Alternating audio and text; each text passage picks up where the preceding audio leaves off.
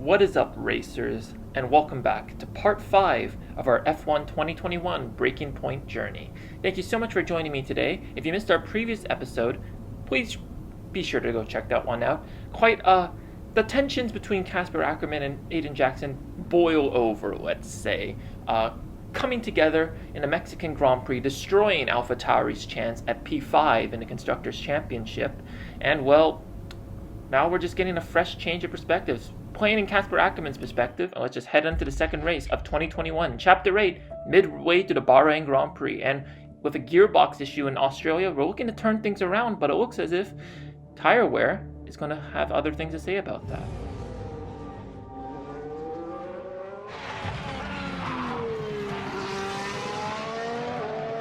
Look, I'm losing grip. Understood. Can you box next lap, Casper? Box next lap. No, I need to come in now. It's quite bad. We've got Aiden coming in now. Just hold out one more lap, please, Casper. Isn't he a lap down? Yes, he's on a different strategy, though. Haven't I got priority? He's boxing now. Please hold off, Casper. Fine. Nope. I'm all over the place here. I'm coming in now. Must have been pretty urgent for Aiden, huh? Please be patient, Casper. There goes another place. And another. Okay, let's go, let's go.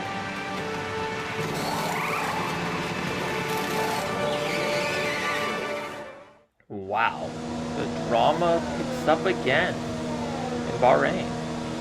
We're never going to get an end to this, are we? Well, here we are, Bahrain. Okay, that wasn't ideal. Let's see if you can get a few places back, please, Casper. I'm on it. Okay, so some tire drama to kick things off again, and well, our objective is to regain those lost points and finish at least in P8. So that's what we're going to do, but God, I don't know what AlphaTauri was thinking. I mean, clearly they're prioritizing Aiden because I mean, any sensible team will know if you're running in the points, you prioritize your lead driver, or you prioritize a driver who's in a better position. The fact that Aiden was a lap down just exaggerates the fact that, well, Casper kind of should be doubting his position in this team, which adds to feeling bad for him. But anyways, we've got a job to do. We're diving down the inside of Fernando Alonso. We dive down into turn 13, and that was a brilliant move by us, diving down. And I just realized we have the fastest lap. So Casper's been flying, which is even more inexcusable as to why AlphaTauri didn't pit him immediately. But here we go, ERS and DRS on Daniel Ricciardo, heading into turn 4. Gonna dive down his inside. Ricciardo in the McLaren now, having left the Renault team after 2020, and that was a brilliant move down the inside.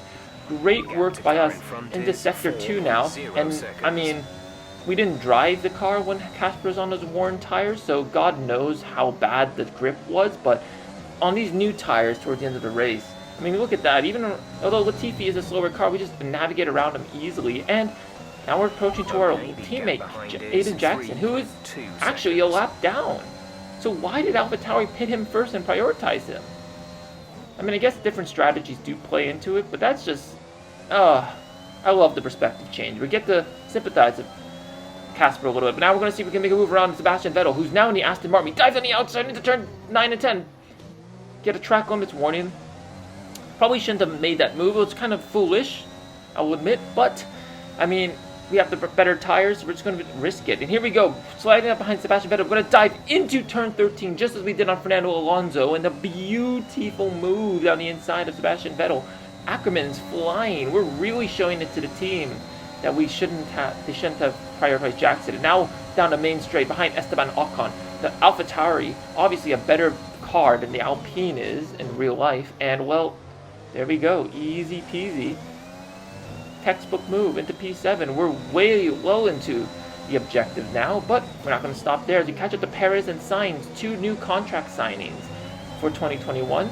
And, well, we're just going to navigate around them with ease as we pass the main team, the number 1 team in the Red Bull family, diving into past Perez, see if we can get to Sainz too, but Sainz closes the door on us into turn 14, through the kink of turn 15, but now we're going to see what we can do. DRS and ERS open, going to slide into the slipstream behind Carlos Sainz to see if we can take P5 in this race. Sainz defends the inside, but we've just got so much straight line speed, and we just dive down the outside with ease. That's a beautiful move by Kasper Akkerman.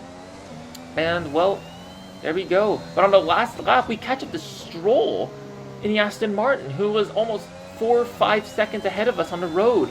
So the pace we're showing is unbelievably quick.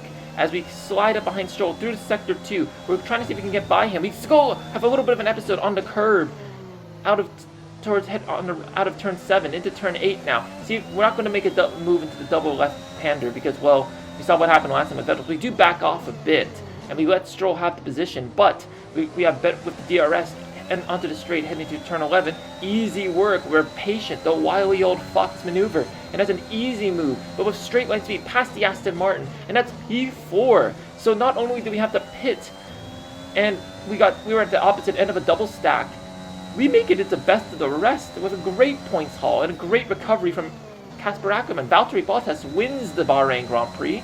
And, well, I think we're ultimately winners in of ourselves, because that was a beautiful drive on our part. But definitely some pit stop questions to ask the team, as conflicting strategies add into the drama. An interesting little encounter between Ackerman and Jackson in the pit lane, and might that cause more friction behind the scenes? Ackerman sounded pretty angry on the radio, didn't he? Told to box the next lap, but he came in anyway. That's not the decision of a man thinking clearly. Is he bringing his personal grievances onto the track? I think he could be. They denied each other a significant number of points last season, and if today's anything to go by, those issues look like continuing. And I can see the drivers starting to approach the podium for the victory celebrations. A real team victory today. Everybody played their part. Congratulations then to Mercedes, your race winners today. Well, and Valtteri Bottas wins the Bahrain Grand Prix, so already his AI is doing better than he did in 2021, having already won a race. But, I mean, in the end, I think Kasper, honestly, got screwed over. So that was an exciting race from our perspective. Let's have yours. Congratulations on a tough race today, Kasper. To all of us watching, it seemed as if there was some sort of clash in pitting strategy. Can you talk us through it? I Well, think it's we'll unfortunate, but these things happen. I felt the tires begin to go off and realized I needed to come in. It was a calculated risk. There's not much else to say. I pulled it back and finished the race, so no harm done. So the problem we all witnessed today was a team call, and not a sign of continuing tensions again this season between you and Aiden Jackson. I love the interview questions and breaking point. No, everything's fine. Today was just an issue with two competing strategies that caused an unfortunate clash. Yeah, Aiden and I had our problems last season, but that was then. This is now. Why do you ask? Well, you seemed angry on the radio with your team. People are asking if that's an indicator of a deeper issue behind the scenes. What would you say to that? Well, there's nothing to be concerned about. It's just adrenaline. You're in the middle of the race, you get hot. I can't even remember what I said. If it was, colorful, then I'm sure we'll all be laughing about it later. Great. Well, that's everything. Right. So in the end, great recovery again. But again, our start of the season is a little mired. But I love the interview question, showing that there are ramifications to what we say about any incident in the media. So it's capturing all the essence of what it's like to be a Formula One driver, which is great for sure. I just don't get it, Zoe. He gets to pit ahead of me, and they give his car the only new power unit last season. And he gets to go out behind me in qualifying. This kid is a new #1 driver. I don't believe that to be true. But then why does he get paid more? You're still upset about that. No. Well, I don't know, maybe. I just wish I never found out. It's not the money, though, is it?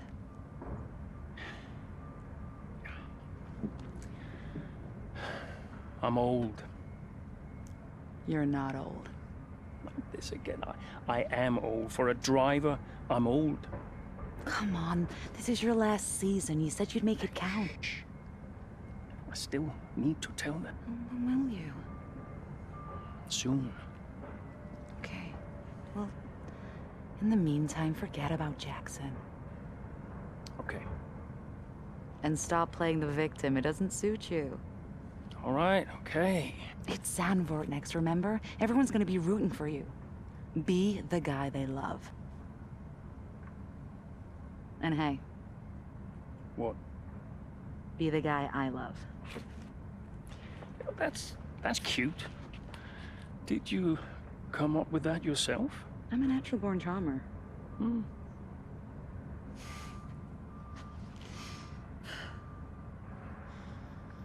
Yeah. Verstappen's got nothing on me. You had to ruin it.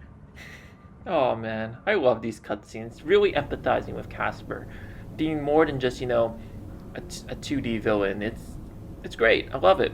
I love the interactions with him and his wife. It's, yeah, really helping to humanize him. But our strategy struggles making headlines, and our team radio comments also kind of trending in all the wrong ways.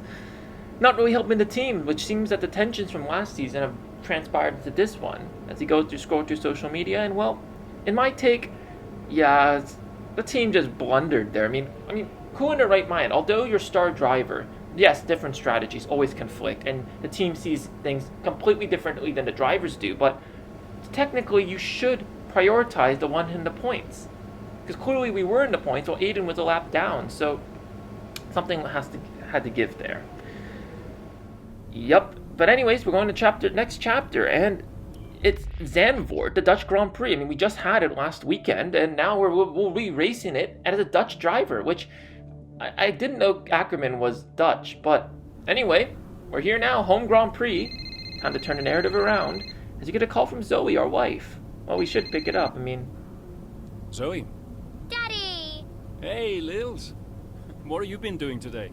I drew a picture. Yeah? What's it a picture of? It's a secret. Okay. Well, maybe you'll show it to me later. Maybe. Will you win today, Daddy? I hope so, Lils. Hey, can I ask you a question? What's the question? Who's your favorite racing driver? You are. Yeah, just checking. Can I speak to Mummy now?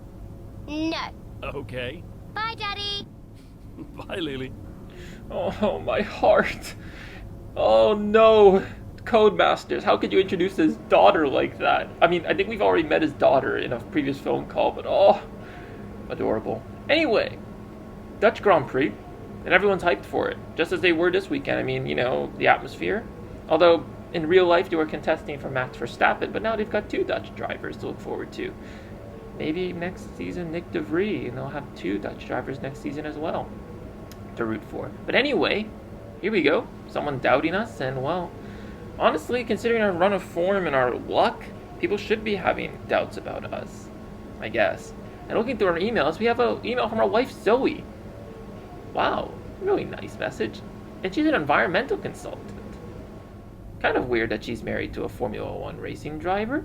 Take that as you will, but anyway, let's head on to the race and prove the haters wrong.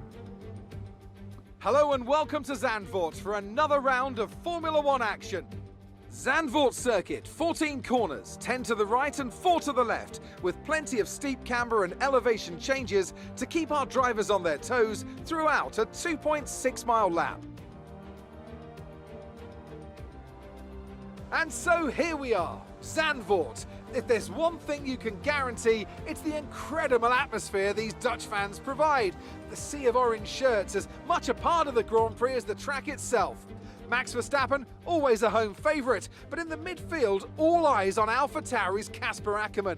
He'll be looking to turn around a poor patch of form, and what better time to do it than here, in front of his home crowd.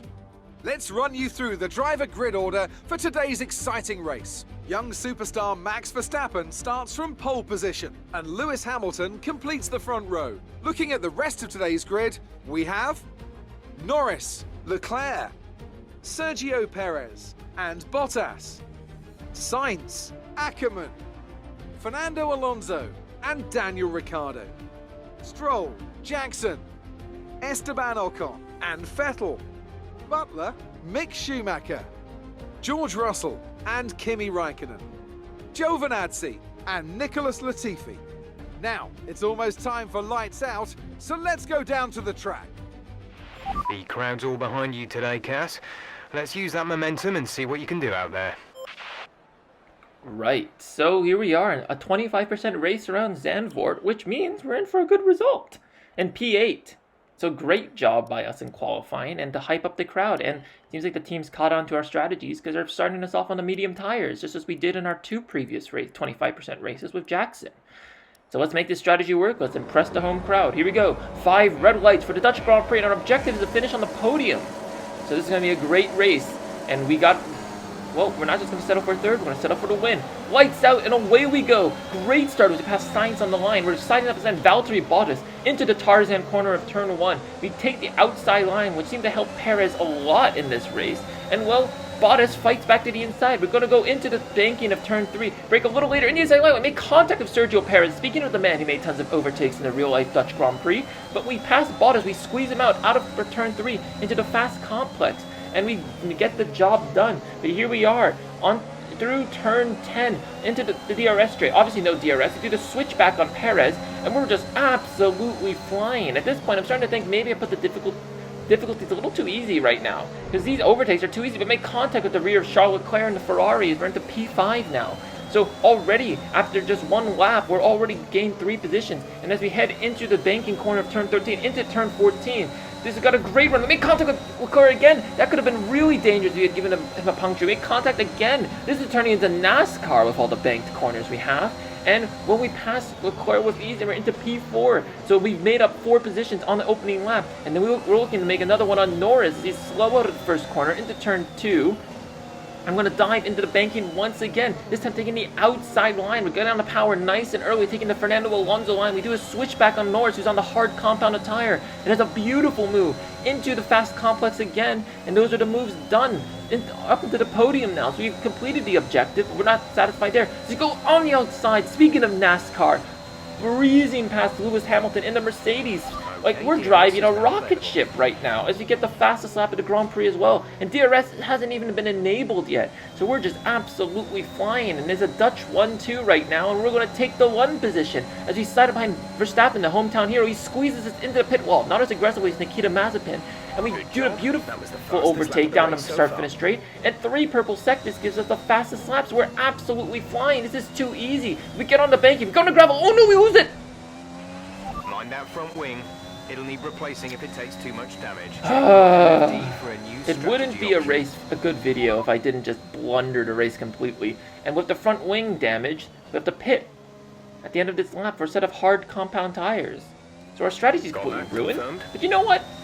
I intentionally did this. You don't know. I mean, it's too easy as we take out the Pirelli board and we go on the gravel trap with the lack of downforce from the rear wing. Front wing, I mean. We join the track. Oh my god, Hamilton! Hamilton, slow down! I mean, I probably shouldn't have re-entered the track like I did. Let's try and take those places back. Yeah. Jeff, what do you mean? My tires are scrubbed on the gravel and I have no front wing. Anyway, diving into the pit lane. So, again, issues miring our race, especially at our home Grand Prix. We're going to lose tons of positions. But you know what? Like I said, this has been a little too easy. We need to give ourselves a challenge, a bit of challenge. There's nothing wrong with a bit of, making life a little more difficult for ourselves. Because clearly we can overtake. I mean, we made up 8 places in just 2-3 laps, so we have the pace. So let's just show the crowd. Let's give the crowd something to look forward to. They say they can't overtake around Zandvoort, and I'm going to take that personally, and let's do this, Casper. Catching up to the back of Nicholas Latifi. We've been relegated to the last place, but we have so much pace and straight line speed. We go onto the grass, pointing Alex Albon and Perez in Belgium in 2019, side by side into the DRS zone. We get the DRS, and wow, our rear wing is really scrubbed. I mean, what do you expect when you run in the gravel? Passing by Kimi Räikkönen, our fellow elder statesman. Casper Akkerman is actually, I mean, he has a lot of parallels to Kimi Räikkönen as well, and I mean, he's similar to Kimi. He's retiring after the 2021 season. Sad boy hours. Anyway, DRS on George Russell now. He kind of brake tests us into the beginning of the DRS straight. We're going to dive into the chicane of turn 11. Great move around the outside. That's P17 already. So these hard tires don't even feel like hards. Are you sure we didn't just, mismark a pair of soft tires as we catch at the back of Antonio Giovinazzi? And even if DRS on his part, we get the move done. Now we're going to go for a double overtake around Schumacher, around the outside through the Tarzan corner. Great move by us. And there we go, and look who's up next on the next lap. It's Devin Butler, as we set the fastest lap. It's been a while since we had an overtake on Butler in this series. We dive into Tarzan. Ooh! Auto contact as he squeezes us into the wall, playing in a Mazepin.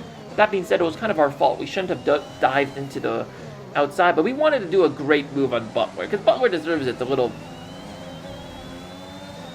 you know, annoying. I was trying to repress a swear word, but anyway, we closed